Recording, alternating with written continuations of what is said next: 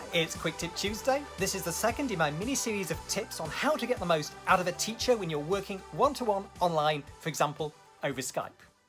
If you're new here, welcome. I'm Dr. Gareth Popkins. Here we're about language learning in all its forms, reviews of methods, interviews with inspiring language learners, my own language learning projects, a bit of my travel, and vlogs from language learner events. So please do subscribe for the vibe. And if you'd like to get my free webinar training to take your language learning to the next level, you can follow the link to that underneath this video. Now, in the first series, I was looking at some of the most objective factors you need to be aware of when you're choosing a teacher, for example, through an online marketplace such as italki.com, which is what I use. I'll put a link to that underneath here too. So obviously the price of the teacher, the availability of the teacher, and perhaps the qualifications that they've got. Other things you might want to look for are the technical setup of the teacher. Do they have high-speed Wi-Fi? Do they have a great microphone? Are they able to do things like screen share if you want to use their materials, or if you want them to correct a text that you've written online? Are they up to speed with that sort of thing? And then what about their relevant experience? Now we're moving into what I'd call the subjective aspects, more about the personality and preferences of the individual teacher and you as a student. So for example, if you are in nursing and you want to go abroad and work in that sector, does the teacher have relevant experience, or can they get up to speed on the necessary phrases and vocabulary that you might need? Perhaps you'll find someone who has a similar professional background to you, and that might be quite difficult to do, but there are teachers out there who are offering, for example, legal German or business French or whatever. Go for them if you can. But what about things like, is the teacher a native, or have they learnt the language? Now, there's no right answer here, I think. Perhaps in the earlier stages when you're a beginner and lower intermediate, it's useful to have a teacher who's actually had to learn the language just like you. They're going to know the sort of difficulties that you might face.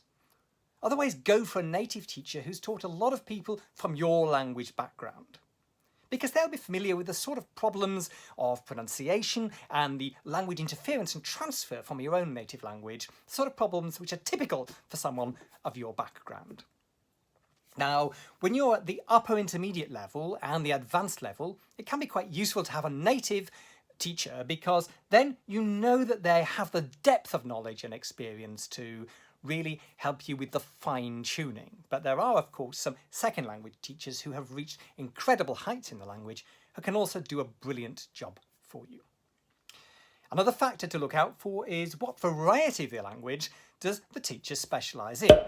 So this could be as simple as, are they from Brazil or Portugal if you're learning Portuguese? With a German teacher, are they from Austria, or are they from different parts of the Federal Republic? And do they have a strong regional accent or not? It's something you can ask them about. They may say in their description whether they speak a fairly standard variety of the language or what. But it's something maybe to be aware of. When you're working on your accent and trying to develop your personality in a foreign language, it's often said that it's useful to model yourself on someone who's similar to you. And that might suggest a teacher of similar age or gender to yourself. But not necessarily so. I think the most important thing is someone you're going to get on with. And maybe you can have a variety of teachers, not only in case one of them falls ill or goes away, but so that you can get used to a range of different accents, different voices, ages, and so on.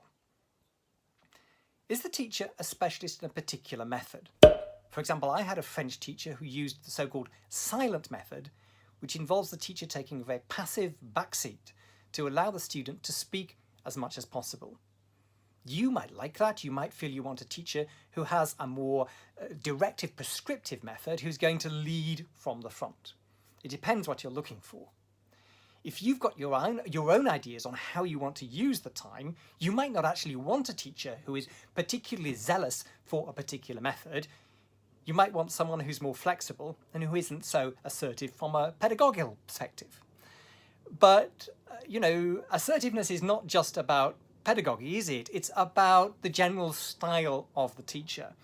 And, you might link this up to the way that they correct your mistakes.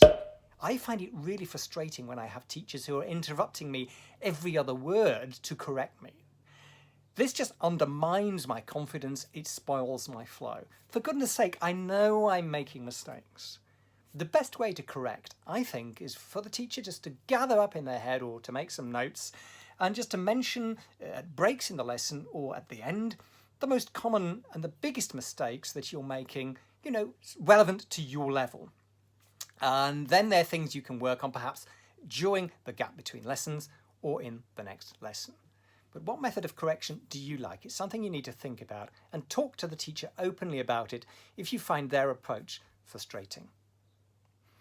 What about the general energy levels of the teacher? Sometimes I've had teachers and you just think, do they really want to be there? They've maybe been looking out of the window or even occasionally typing. Are they sending emails to other people during the lesson? I don't want that. I want an energetic, vibrant teacher. Heaven knows motivation can be hard enough as it is. We want the energy to be flowing from our teacher. And wanting to be there, wanting to keep you going is one of the greatest gifts, I think, that a teacher can actually give a student. So you want somebody, I think, energetic. But it does boil down to that interpersonal thing, doesn't it? Do you hit it off in the end? Common interests can help there. If you're both crazy about a certain sport or a certain type of music, then it's maybe going to help. But there's a whole range of factors, aren't there, that are going to influence whether you get on at a subjective level. The best advice perhaps is to try various teachers, and some of them will offer free taster sessions initially. Try those out before you do, say, a block booking. If there's perhaps a reduced rate available for that from the teacher, make sure you like the teacher first. And don't be afraid to move on if you just don't hit it off. It doesn't necessarily have to be a negative comment on either of you. We just can't all get on, can we? We're not all necessarily compatible personalities. Are there any subjective factors that I've missed that you'd like to look out for when you're choosing a teacher? Let me know about them in the comments. And I hope that you found this video useful. There'll be more coming up in the series, tips on how to get the most out of working with a teacher once you've chosen somebody who meets your objective and your subjective criteria. So look out for the next video in the series. Thanks a lot for watching, and don't forget to subscribe for the vibe, throw me a thumbs up, tickle that bell, and share or be square. See you next time.